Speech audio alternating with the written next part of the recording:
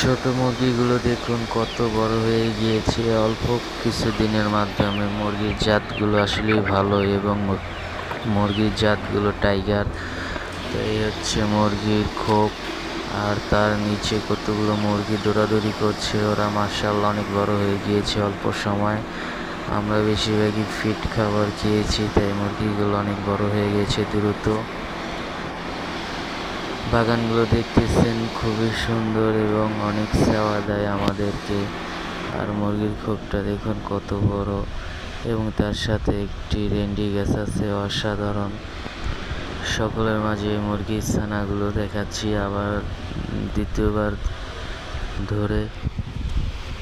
মুরগিগুলো চিন্তা করেছি আর কিছুদিন গেলে বড় হলে ইনশাল্লাহ। সেই ছোট থেকে মুরগিগুলো পালছি, ধীরে ধীরে অনেকটা বড় হয়ে গিয়েছে। তো ইনশাআল্লাহ আর কয়টা দিন পরে তাদেরকে ভুনা করব।